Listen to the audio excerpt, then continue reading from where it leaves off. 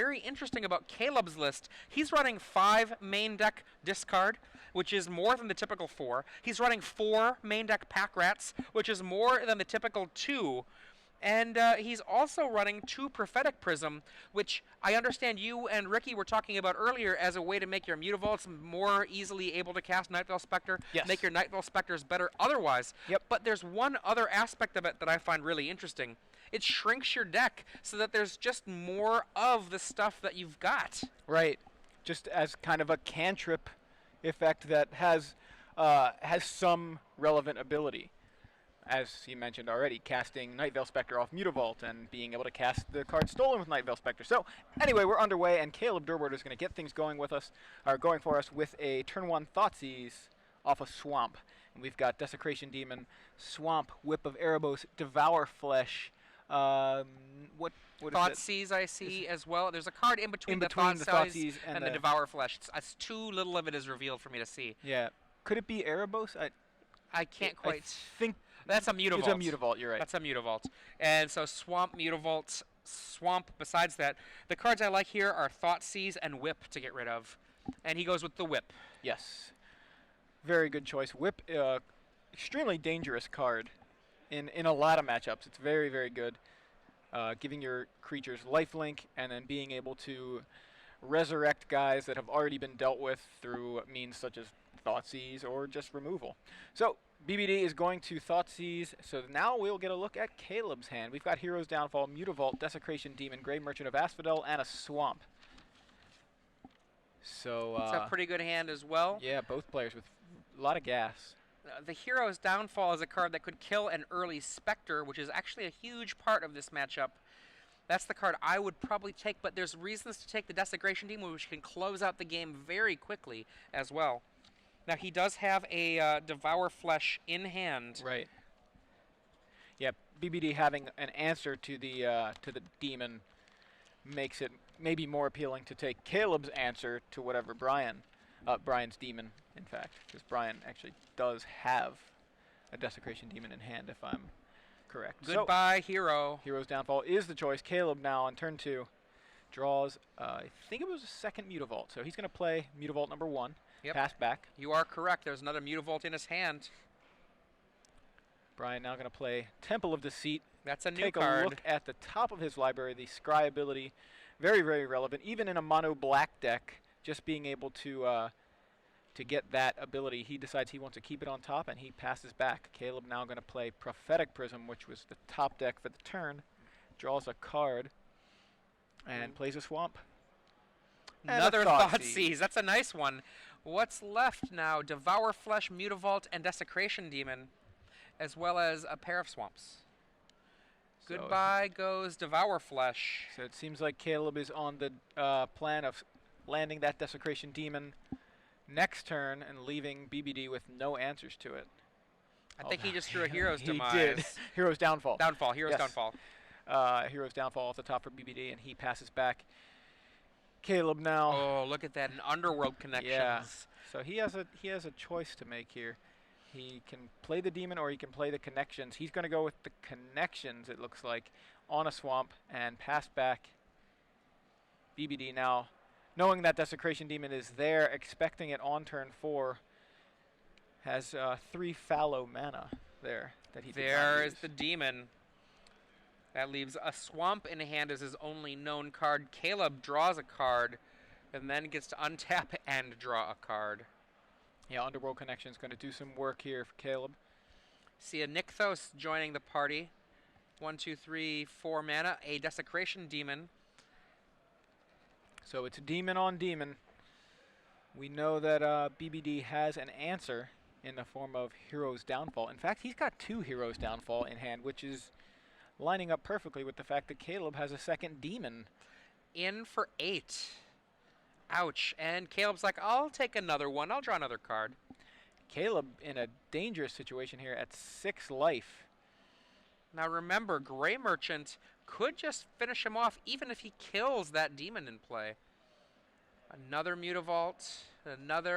He's got his own Grey Merchant. He does have Grey Merchant, so he's not quite at 6 if he decides he wants to cast it, but it's not a ton. You know, he's not He's just kind of padding his life total if he goes with Grey Merchant here. He's going to go with his second Desecration Demon. Doomblade in hand. Wow. Yeah, he's in real danger right now. Yeah, BBD has the Hero's Downfall for that demon, so Caleb could activate Mutavault and sacrifice it to fog the demon for a turn. BBD here going to go ahead and use that Hero's Downfall. Boom. Deal with Caleb's Desecration Demon. Now, looks like he's going to go ahead and activate his own Mutavault. And yeah, there you go. Caleb's going to activate and sacrifice his Mutavault to tap down the demon for a turn and take 2 from BBD's Mutavault. Down Caleb, to 4. Yeah, down to 4 and down to 3. Oof. Underworld Connections kind of doing some work for both players, although I'm sure BBD, if he had the option, would say, I'd rather him not have drawn 4 cards off of Underworld Connections. And we see Doomblade, Grey Merchant. Grey Merchant's going to gain Caleb 4 life. So it's going to put him at Exacxes for the demon, but he does still have a Mutavault over there. He's going to have to tap that Swamp in order to activate it and sacrifice it, or he could just sacrifice the Grey Merchant. So if Caleb wants more cards, he certainly could have them. And Braun Duin puts the ability on the stack. And there's another Mutavault hanging out. Yeah, so there's a Mutavault hanging out there, so Caleb could either sacrifice the Grey Merchant, or he could activate Mutavault and forego the drawing of the card that he's so attached to. He's going to do that. He's going to go ahead and keep the Grey Merchant around, sacrifice the Mutavault, tap down the demon. The demon is now an 8/8, but it is tapped. And Braun Duin, if he were to attack with his Mutavaults, he would lose 1 for the privilege of paying 2 damage to Caleb. Yeah. Caleb, though, here, he's losing mana by having these 2 lands go away. What do we have? Post-combat Grey Merchant for 4 life. And Caleb back down to 3. Yikes, he's in real trouble here. Yeah, that Doomblade, pretty much a dead card unless BBD activates a Mutavault. We see a Nightveil Spectre has been drawn by Caleb. It's a little late to the party, although it will help keep that demon at bay just for another turn. 4 mana. Gets a Nightveil plus... Yeah, I think he just there. Yeah. We see the 2/3 flyer. Now Caleb is going to have to lose some creature in one way or another to that demon. Haven't had a look at BBD's hand in a bit. He's got the Desecration Demon with 2 counters, so it's an 8/8, and he's got a Mutavault. He's got 2 Mutavaults, and he's got a Grey Merchant as his attack force, or his potential attackers. He is at a pretty healthy 18 life. He's going to go ahead and move to combat. Desecration Demon trigger. Caleb has to... he has to either chump block with that Nightveil Spectre or sacrifice something. The chump block would keep it from growing, so I think that's likely what he does. Yeah. Demon attacks. Spectre gets in the way. So essentially he taps down the demon, losing the Spectre, but not growing the demon. And we see a whip added to Braun Duin's side. Caleb goes to 2. Finds, is that a Hero's? I believe it is a Hero's Downfall. That'll help quite a bit, but that whip is still there.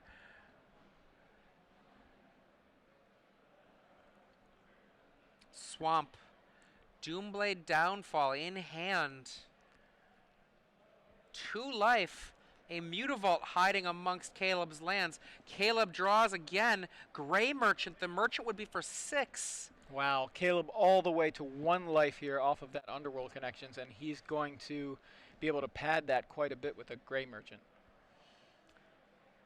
He's trying to decide what he wants to do here. If he casts the Grey Merchant, he'll only have 2 mana left. He could activate Nykthos, right? Right, because Well, his even with devotion the right now. Nykthos, the Nykthos makes it 4 mana Right. for the Nykthos. So then it takes another land, and it'll only have 2 left. Oh, right. I'm sorry. So yeah, he's you're going to have to sit back. I think he's going to end up. Gosh, the whip here, so good. Yeah, Caleb wishing he had a whip to pad that 1 life he's at, but And Braun Duin says, Demon? Anything? Anything? Caleb thinks. BBD appears to He's thinking. have some sort of play. Looks like he's there's going to go ahead and activate the Mutavaults. He's going to turn on that Doomblade Doomblade. targets. Here come all the monsters. So everybody in, says BBD. Caleb is going to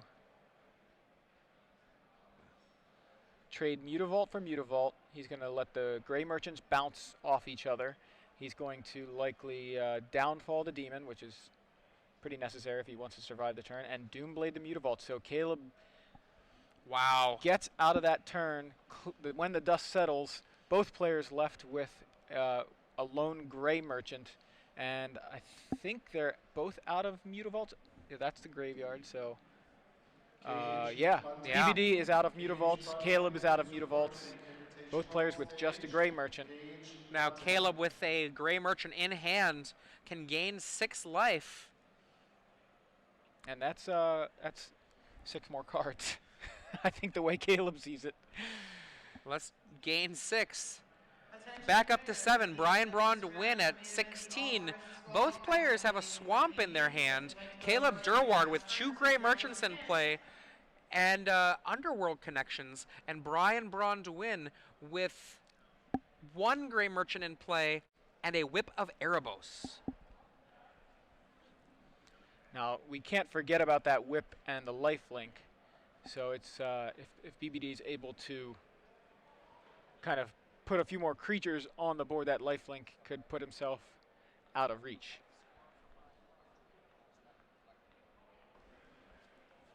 Braun to win here. The Braun to win here on the left, thinking through the situation. I mean, here he is. He's got a whip in the graveyard, but his creatures, Desecration Demon, is a card that can be removed or can be tapped. Yeah, he's going to go ahead and try to whip it anyway. So he whips the Demon into play. And Caleb checks, gets a little bit more information, and then sacrifices his tapped Merchant. And that Demon, it's currently tapped. The Merchant comes in. Caleb Durward blocks with his own Merchant. And then the Demon is going to be removed from the game, exiled by the whip. Yeah, so essentially that was a long way around to dealing with one of Caleb's Gray Merchants. And And gaining some life. Caleb down to 6 life. Shoots off a Duress. What you got in there? Just a swamp? Okay. Let's draw a card up to 5. Looks like And another Caleb's swamp. hands just swamps as well, yeah. Now, with only swamps in play, this next Desecration Demon that he could whip into play, Braun could whip into play, will have to eat a Gray Merchant. Is there one in the yard, or is the yard empty? Yeah, it's that Desecration Demon is exiled. Oh, the one yes, at the yes, bottom. yes. That is the exiled one. Caleb Durward draws a card again. Yeah, as I mentioned, he is just using that Underworld connections to and that 6 life that he gained off of that Gray Merchant to just draw extra cards. He finds another Mutavault. Oh, And nice wow. play. And what we see there is Braun to win, devours flesh for himself, puts his Gray Merchant into the graveyard, and then indicates the whip plus Gray Merchant will be just enough to knock Caleb to exactly 0. I love that play. I love that you can do that with the Gray Merchant.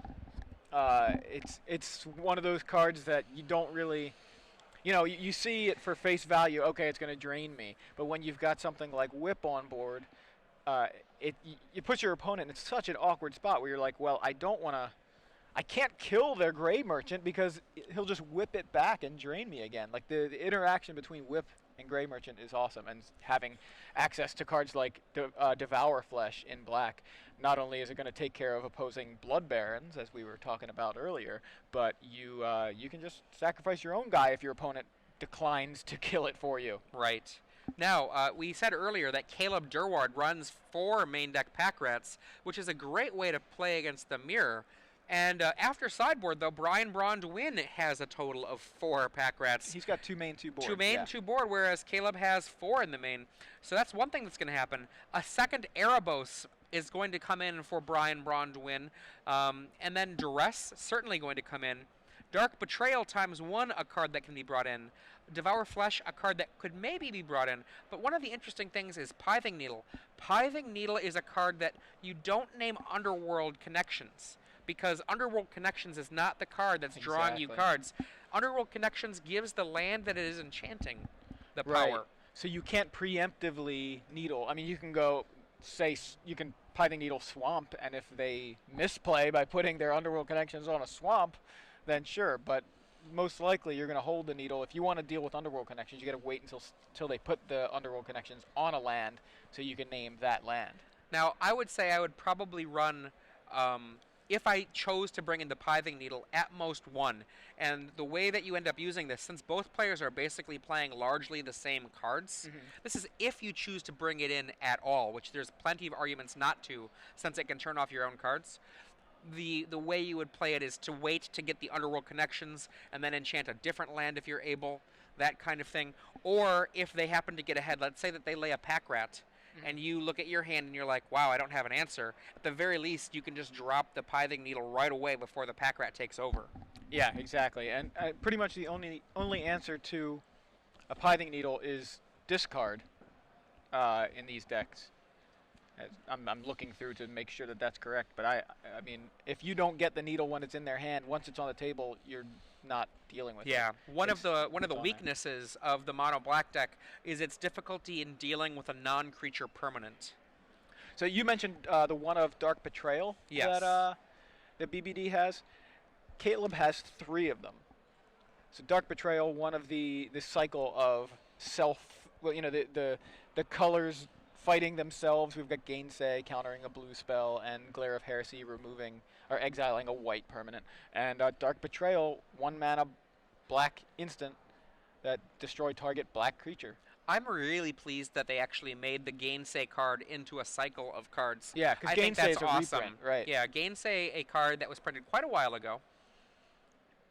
And I know that on our Twitter feed, that's at SCG Live and hashtag SCGINVI, where you can join us in our conversation, that somebody a while back had suggested that, we shouldn't be pointing people towards old versions of the cards because they seem to be implying that those old versions weren't legal. That's not actually true. If a card has been reprinted, you can use the old card. You don't have to use the new card. Absolutely. So, if you're just joining us, I'm Joey Pasco in the booth here with Adrian Sullivan, coming to you guys live from Indianapolis, where the StarCityGames.com Open Series featuring the Invitational is underway, and we are in the final round of day 1, round 8 of 16.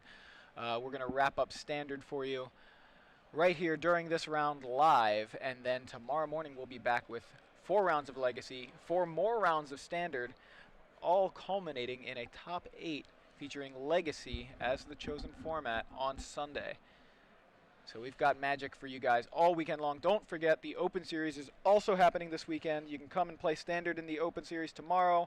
You can come play Legacy on Sunday. And we've got a number of other side events, including the Ascension Immortal Tournament coming up on Sunday. I've been playing Ascension all day between rounds, actually, on my iPad. So we see a swamp here from Caleb Durward, swamp from Braun Duin. Neither player getting any of their one-drop discard spells.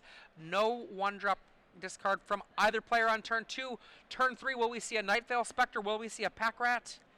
There's a pack rat and a pass. No third land for Caleb Durward.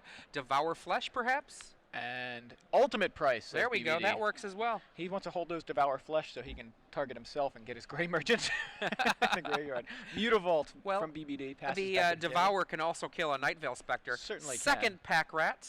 And BBD says, all right. Let's eat that one. Let's eat that one. Eat your rat, yeah. I think it's making Caleb eat it because he's the one that gains the life, right? I agree. Yeah. I like it. I like the flavor. And in for 2. A free 2 damage from the Mutavault. Now, I know that some players really don't like the Desecration Demon after sideboard. I'm curious to see what people say they want to do here. So this is really scary. Caleb down a game versus BBD and down 2 lands. Finally finds his third land drop, but remember, Caleb is on the play here, and he's 2 lands behind. 5 mana, Gray Merchant, take 2. And Braun Duin will gain that life. Now, will there be a response?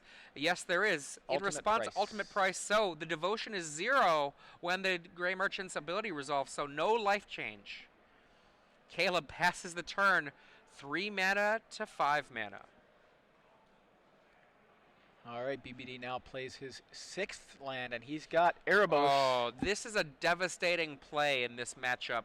Erebos doesn't even have to get to the let's call it a live stage. Yeah. It doesn't even have to get to the 5th devotion in order for it to be devastating. That drawing a card, as well as stopping your opponent's Gray Merchants from getting the gain life ability, and the whips from getting the gain life ability, huge. Absolutely. So you can see BBD already using that draw a card ability at the end of Caleb's turn, and then using it here at the beginning of his own. Still 4 mana to play with. He's going to draw another card. And there he finds his 7th land drop, passes back here. Caleb, he's in trouble. Cannot find a 3rd swamp to play any of the Night Veil Specters. I believe he's got 2 in hand. Now, a lot of people have said that they don't like the Mutavaults or that kind of card in here because of Night Veil Spectre. I know that in my own testing, 21 black sources was all it took to be able to make, I shouldn't say black sources, colored sources are all it takes to get the color as a thing that you can consistently count on. And Caleb is running 2 Prophetic Prisms to help out.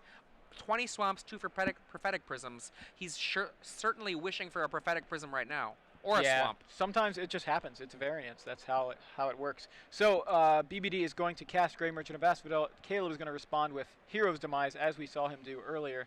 So there's no life gain. But well, there's still 1 life gain. Oh, sure. There's the Erebos itself sitting in play, but almost no life gain. Right. Underworld Connections finally drawn. And a Thoughtseize is Caleb's What do you got over there? Pack Rat. Ouch. See, Pack Rat, Devour Flesh, Hero's Downfall. Is that Tribute to Hunger? Is that? It can't be sorry, Tribute. No, it can't be. It looks like it. Oh, it's Dark Betrayal. Dark Betrayal. Wow, you know how much that card looks like Tribute to Hunger? I'm like, that's not legal. Yeah, Dark Betrayal. The one of that BBD has in his board is in his hand. So all sorts of removal and 2 swamps from BBD. After the Pack Rat is taken with a Thoughtseize, Caleb gonna write down BBD's hand. So it's looking really rough for Caleb here. He is standing at the moment at 6-0-1 on the day, so still in great shape record-wise. Caleb gets in a free 2 damage, knocks Braun Duin down to 11. Now Brian can't be too greedy with that Erebos, or he could potentially die. I don't know. He saw Caleb go to 1 earlier, so he's like, "Oh, you want to be greedy? I'll be greedy." So I'm going to 9 here. Draws another card. Well, 9 isn't scary. But once you get down to like 4, you start getting into scary lands. Another land from Braun Duin. Is that a Pack Rat? He found another Pack Rat. And that is probably going to be, I think, the lights out for Caleb unless he gets some incredible pulls. He has 2 Gray Merchants in that hand is not and a incredible. Night Veil Spectre. That is a non-land. He has a Dark Betrayal in hand. He's going to go ahead and cast it. BBD is going to make a rat. Loses a swamp to make the rat. And a second copy of Dark Betrayal will deal with the second rat. There we go. That was pretty good. Yeah, so he's able to actually keep the Pack Rats from multiplying. And BBD is going to spend the end of Caleb's turn drawing another card off of Erebos. BBD down to 7 now. Okay. Caleb with a lone Mutavault untapped and another Devour Flesh off the top for BBD. A ton of removal. And I didn't think I see any creatures there. 5 life. Looking for a creature. Thoughtseize. Yeah, that's a scary one to cast here. Oh, boy. And now Braun Duin thinking. One of the things he does have is he does have a 2-life cushion with his own Mutavault. So he can, if he needs to, sacrifice his own Mutavault to a Devour Flesh to gain life. He goes, let's go a little bit further down to 3. What do we got here? Very scary. I think he's another Pack Rat. So. And Pack Rat is the play.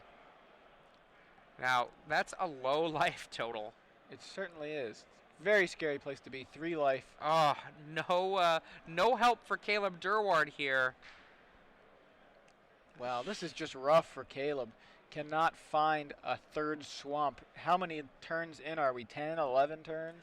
Goodbye, Thoughtseize. A pack rat joins in. Caleb might activate something here. Nope. Now, one of the things about these pack rats, these are copies of the pack rat. Right. So they do count for devotion. Right now, there's 3 devotion in play for Braun to win. But if he made 2 more rats, that would give him 5 devotion, and Erebos would be made flesh. Yes. Flesh that can be devoured if necessary. And also worth noting, Mutavault is a rat amongst its many types, Yes, which it is. will help out the various pack rats. Another rat. So, rat number 1 for the turn. Another rat. That's a lot of number 2. rats. And yeah. In for 16 currently in rats, and the Erebos himself for a lethal strike here. Oh, one of those guys obviously sick, so never mind 2 on of them, that. because he Two made of them are this sick, turn. yeah. Hero's downfall on one of the rats, says Caleb. It's going to shrink the devotion. And Braun to win, trying to decide, I think, if he wants to make another rat. Right, he could make a rat here to keep the devotion up before the rat dies. Yeah. Right, because if the rat dies and then Brian were to make a rat, The Erebos would be out removed of from combat. yeah. Exactly, he may be a creature again, but he's out of combat. And he only takes 3. Caleb down to 13. And Caleb, with only 3 mana here, is in no danger of threatening Braun to win to die in some way or other. There's a Nykthos well late, and that should do it for us. Erebos of his own. No life gain for Braun to win. That's actually very interesting. But except for the fact that Caleb is dead on the table. Yeah, he responds by making a rat. That Erebos is not live, cannot block. Caleb can't cast a spell from his hand, can't activate a Mutavault. So it looks to me like 16 damage. I'm sorry. What is that? 25 damage worth There we of go. rat and an Erebos. So about 30, I think BBD just attacked for. That's true. Now, I think that might be the first time a player seated on the left has won today. Wow. Oh, that's right. Okay, what is...